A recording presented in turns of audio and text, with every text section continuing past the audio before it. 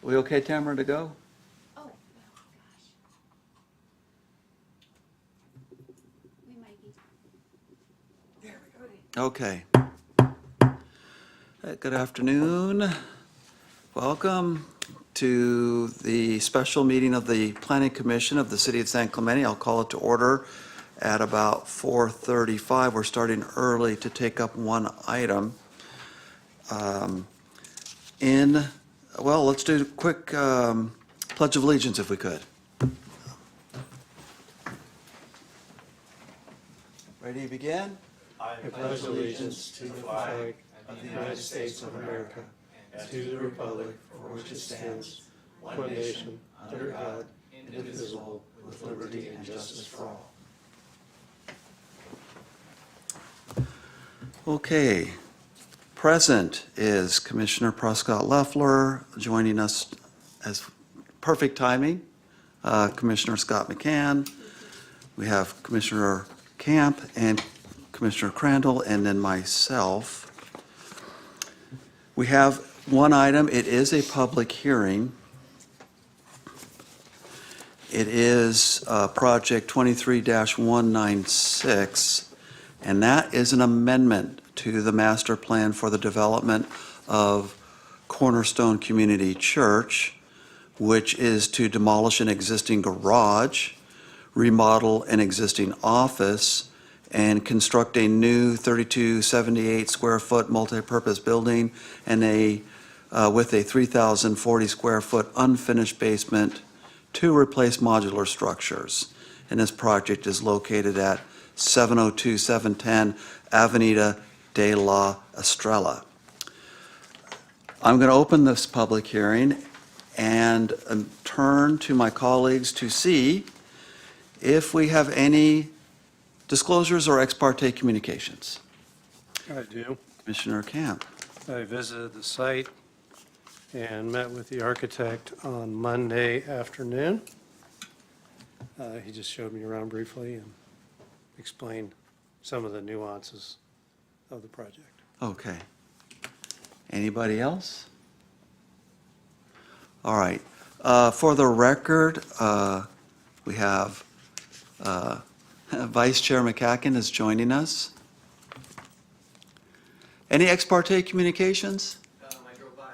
He drove by. Okay, very good.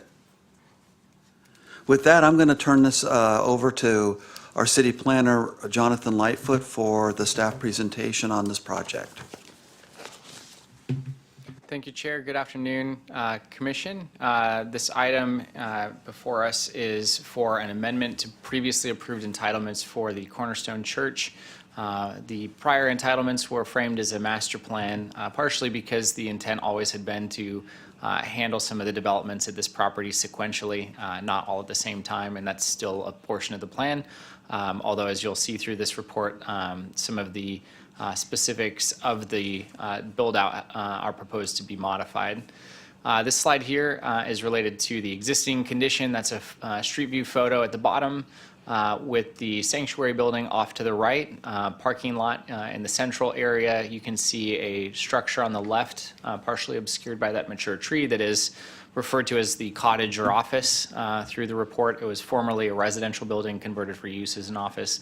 And back beyond that is a modular building that was approved by the Planning Commission a long time ago. And so a component of the 2008 master plan was to replace that modular building and move the property into permanent structures only. And I have a slide later that will go through that timeline. But the scope for this project is to demolish an existing garage, remodel the existing cottage office that's shown in that photo to the top left, the current condition, and to construct a new multi-purpose building that's just over 3,000 square feet with an unfinished basement that would replace that modular structure for accessory functions at the church. And the scope would require amended conditional use permit and an amended development permit for this work. The timeline, just to provide some context and clarity of what's happened at this property so far. The church was established in the 60s with a sanctuary building of about 3,000 square feet, and the cottage building used as an office. And modular classrooms were constructed in 2002 that have about 1,440 square feet, so a total of just over 5,000 square feet of floor area. The 2008 master plan would remove the office and modular classrooms and significantly enlarge the sanctuary, including a two-story component to that building. But the amendment proposed now is to retain that office, but to upgrade the architectural style of that building, but to still remove the modular classrooms and replace those with a multi-purpose building that's more reflective of the architecture on site. And it does result in a larger total footprint of about 8,000 square feet. For a visual context of the prior version, sorry for the grainy version, we've come a long ways in digital storage of files, but you can still see the gist at the top left of the building that was proposed previously for the enlargement of the sanctuary building. A component of that project as well was a minor exception permit. There's a non-conforming setback along El Oriente, which would be just beyond this building, so the right side of the sanctuary building. So they would have continued that and expanded that non-conforming side setback. And then you see in the bottom image that a significant portion of the remainder of the site would have been flat work and largely for parking. This is the updated proposed site plan, which retains the current layout of the existing church off to the far right. And you can see again the kind of that narrow setback on that side. And so there's not going to be an expansion of that nonconformity any longer. But they would be retaining that existing office that's shown in the foreground front left. That building does have it is non-conforming to the front setback. The addition that they're proposing, however, is at the rear portion of that structure, so no portion of the added square footage is encroaching into the setback area. So the addition is permitted under our non-conforming ordinance. And then finally, the gray rectangular space at the top left of the image is that multipurpose building that's proposed to replace modular structures that are in that same general vicinity of the site plan today. A couple images of the office remodel. The building was initially constructed as Spanish colonial style, but over time had been modified and is less representative of that style now. And so the proposal is to return the building to a more traditional version of Spanish colonial revival. Also with an orientation towards the parking area. So this right side elevation shows that added entry to provide more access from the parking area. The multipurpose building, these are a couple of the elevations, the front at the bottom and the right elevation at the top. One component of the use permit request is for an extension above the 25-foot height limit of the residential zone. Churches are permitted to exceed the 25-foot height limit up to 45 feet. This proposal would be at about 31 feet at its highest. And the reason why it is at that height is because that gable roof, again, that we're seeing on the front elevation, partially extends near a drop-off in topography towards the back of the site where there's a canyon element. So it's only a two-story building, but the height of 31 feet is more due to the topography change on site than to the height of the structure. This slide goes over some of the development standards which are referenced in the report, but just to hit those briefly, we've already talked about the height and how that is permitted with the use permit, that the setbacks are conforming with the exception of the existing nonconformity on the East Street side yard. And the table is saying yes, but it should also reference nonconforming for the front because the cottage office is also nonconforming currently, but the proposed modifications do comply with the city's code standards. Lot coverage is at about 37%, still compliant And parking for church uses is based off of the seating in the primary sanctuary. It does not take into account accessory spaces, and so there's no expansion of seating, which is at 100 seats, and so the 25 spaces that are proposed on site do meet the parking requirement under our code for that use. And then finally, landscaping, as you saw from the existing street view, there's significant mature landscaping along the frontage of this property, the vast majority of which is proposed to remain, but the final couple sheets in your plan set do indicate some modifications to landscaping. So finally, on the analysis slide here, this project did require review by our design review subcommittee, which did not have substantial recommendations for modifications to this project. The project does result in a more cohesive style for the property as a whole, which moves all of the buildings towards Spanish colonial revival, although not required in this specific location. Churches are permitted to exceed the 25 height limit with a use permit, and in this case, the new multipurpose building is just under 31 feet. It's also located at the rear of the lot. It's in a residential zone, but given the site location, there is a canyon-like feature at the back of the lot, and so this building is not going to be directly adjacent to any existing or likely any future residential buildings. The addition to the cottage and office meets current setback standards. The trade-off one trade-off that's a component of this project proposal within the site plan is that immediately adjacent to the sanctuary building is a flat work area that's finished with decorative pavers that is currently used as an additional parking area, and the proposal is for that to be converted to pedestrian-only use. Related to that, however, as mentioned previously, the number of parking stalls provided, 25, still supports the capacity or the number of seated people within the sanctuary. Condition of approval number 7.15 does just explicitly state that 100-person count. And staff would note that in the future, if they are interested in increasing that, they would need to seek a waiver, but there likely could be staff support for a waiver in the context of this location. This property was involves the conversion of 4 or 5 residential lots, none of which have their own drive approaches, et cetera. So there's a significant bank of on-street parking that fronts this property. So there is a significant amount of street parking that are available immediately adjacent to this site should there be an interest in increasing the seat count in the future. So staff's recommendation is to determine that this project is exempt under CEQA, specifically under the Class 1, 2, and 3C exemptions, and for the Planning Commission to adopt Resolution 24-019 to approve these entitlements. That concludes staff's presentation.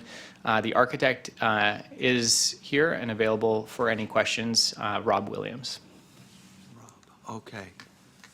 Are there any, thank you for the staff report. Are there any questions from the commissioners on the staff report at this time? I have one. Okay. Commissioner Camp? So Jonathan, you mentioned there's some on-street parking, but that's not counted as part of this review, correct? Correct. That's not counted as part of this review. Okay.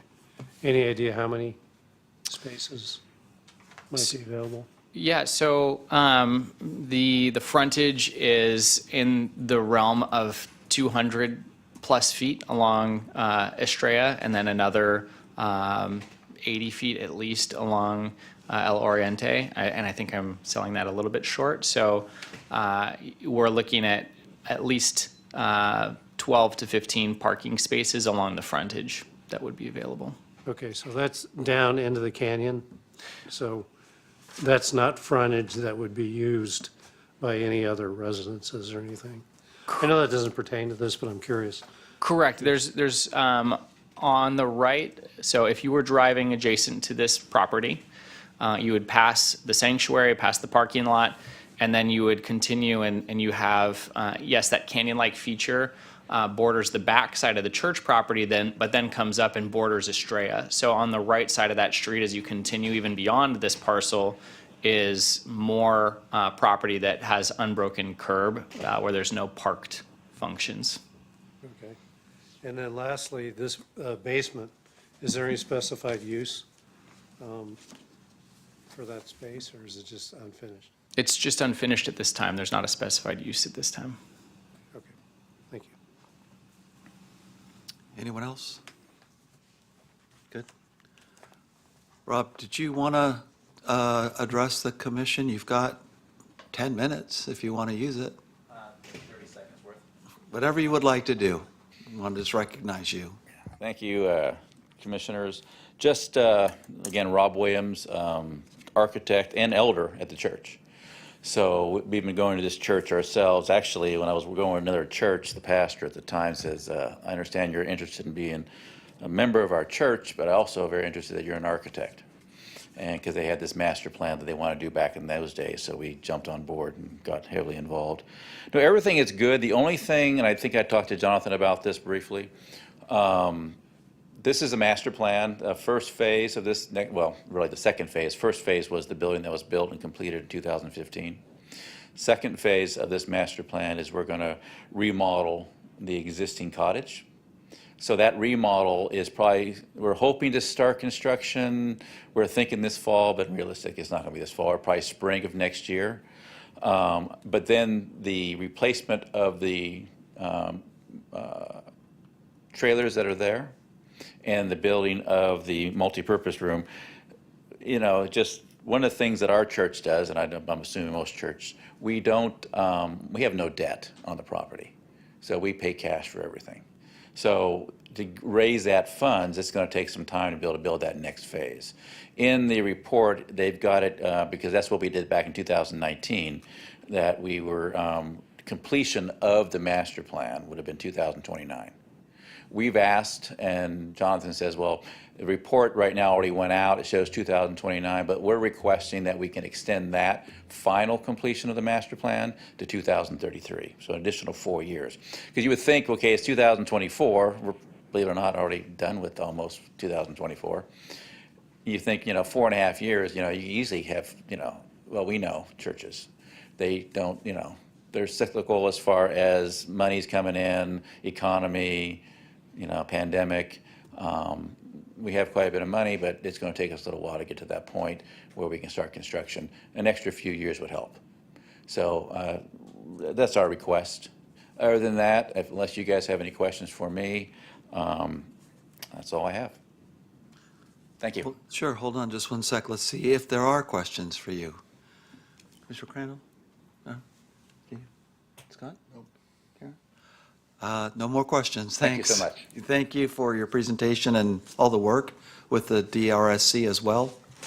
We appreciate that. Okay. We have no public comments. There's nobody here in the audience. And there was no public comments mailed in? Okay, so I'm going to go ahead and close the public hearing and turn it over to my colleagues for discussion. Who'd like to lead off? Commissioner Crandall? Yeah, a quick question, Jonathan. Do we need a change to the resolution to get it extended to 2033? Is that the 4 years you were looking for? And if they exceed that, what's their, can they request that through staff rather than through commission? I think that we can condition it that way if the commission desires. The one quick clarification, the report has a reference to 2029. That was the prior extension consideration. Condition of approval 1.6 addresses the timeline right now, and it indicates 2025 for permits for the cottage with a construction estimate of completion in 2026, and 2032 building permits for the multipurpose building with construction in 2033. What I'm hearing is just a request to add an additional year onto the multipurpose building to frame that as 2033. I don't have an objection to framing extension requests within that condition. to be at the discretion of the city planner in the future. I'm not typically, why we have these expirations is to take into account potential changes to zoning, general plan, et cetera.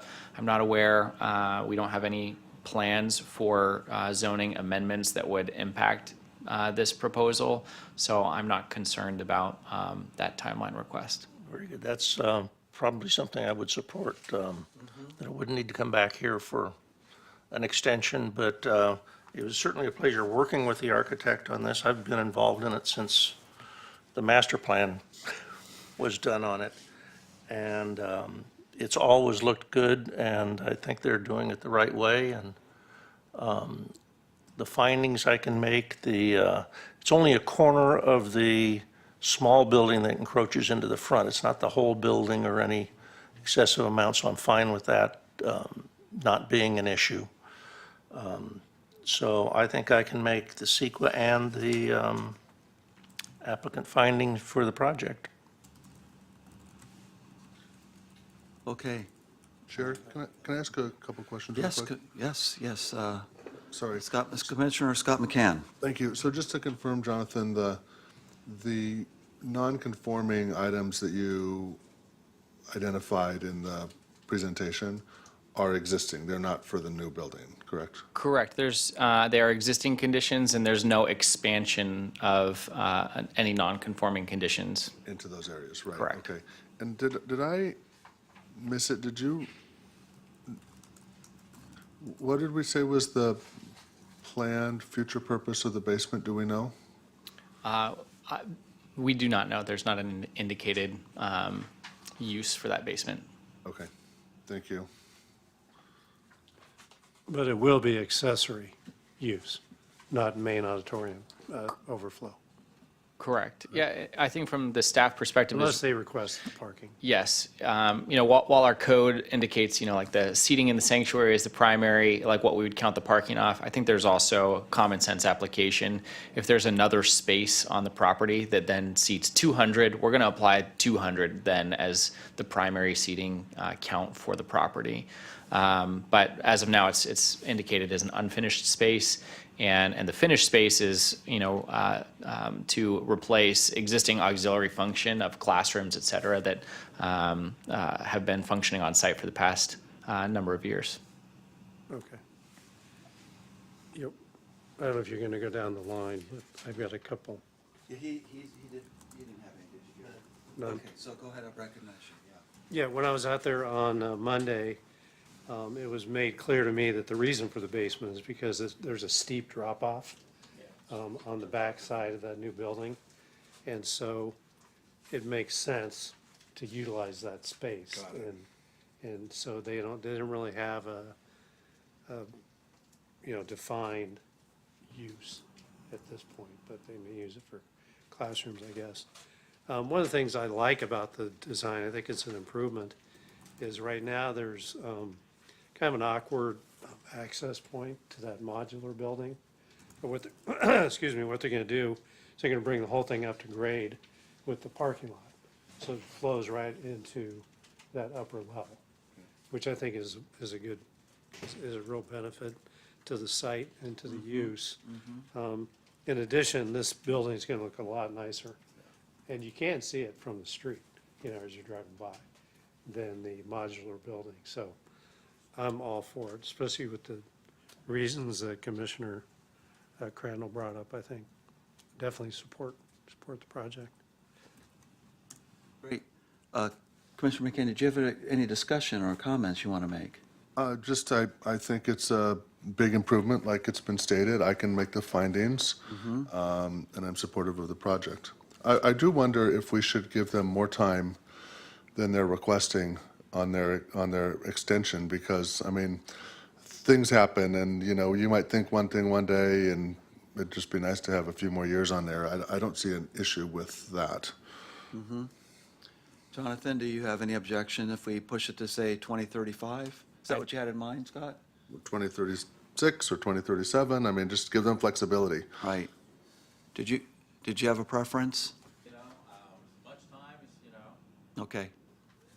More time, better? yeah, sure. Okay. I mean, especially if they're not financing it, right? They're raising it out of pocket and gonna pay for it Yes. cash. Construction costs could go up. Yes. I mean, who knows what? I mean, I just prefer to, let's just give them the flexibility and, Okay. Could go up. They always go up. Commissioner Prescott Loeffler, did you have comments you want to make on the project? The project is charming. I think it's a wonderful upgrade to what is there. The original project has its charm as well, but what the architect has created is going to be very, very nice for the area. And I would agree with the extension. I appreciate the cash rather than finance, so that's going to take some time. Okay, it sounds like we, just circle back, Gary, did you have anything else that you want to bring up? Okay, great. Well, it sounds like there's support for the project, and we just need to determine that expiration date. I support it as well. I think there's 9 findings we are required to make, all of them regarding suitability and compatibility with our zoning, our general plan, the compatibility with the neighborhood, and not impacting surrounding areas, and that the height is, has minimal impact, and that the project does have architectural interest, and that does lead me to want to say thank you for adopting our city architecture of the Spanish colonial revival across your entire, all your buildings. I think it's wonderful. And with that, I am open to a motion. Mr. McCann, did you want to propose something, since you had the idea for the extension of the completion date? sure. Okay. Let me get to the recommendations. Yeah, it's page 9. Thank you. So I move that we approve the project as recommended. In summary, it was recommended in the staff report, in summary, that the project is categorically exempt, and adopting resolution PC 24-019 and amending the other things as listed. Changing the extension of the master plan date to 2038. 2038. Do we have someone that wants to second that motion? Second. That was you, Karen? Yep. Okay, so we have a motion from Commissioner McCann, seconded by Commissioner Prescott Loeffler, to adopt staff recommendations 1 and 2 as a Class 1 existing facility categorically exempt in CEQA, and adopting PC 24019 and the conditional use permit 23197, and the amended development permit 24208 for the master plan of the development of the Cornerstone Community Church with an change to, Scott, would that be all dates to 2038? Or what date was that exactly? For the new, well, yeah, I guess the master plan, not for the cottage, for example. Jonathan, can you help us out? Where do you want that language inserted so it's correct? Yeah, that would just be modifying condition of approval 1.6 to refer to, or to change the date 2032 to reflect 2038. Okay, so incorporated then. Well, that is your intention, Scott, to change that? Yeah, including that where it says, with construction completed by 2033 to change that to 2038 also. Okay. So let me get this straight. We're on condition 1.6. So with the cottage and office remodel completed by 2026, you're fine with that? Yep. It's the 2032 building permits, we want to change with construction completed by 2033 to 2038. Yep. Okay. And the second is good with that? I am thinking. Staff is good with that? Okay. All those in favor?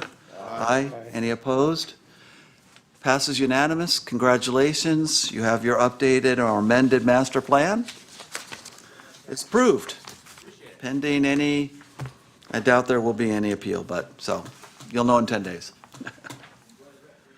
Thank you. Thank you for making the trip out.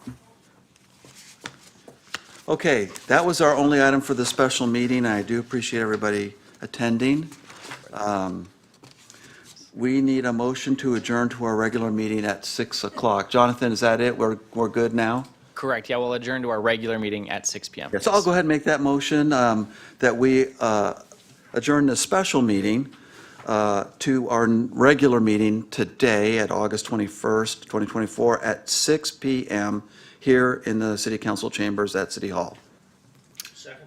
Second from Commissioner Crandall. All those in favor of adjourning? Aye. Opposed? We are adjourned for 1 hour.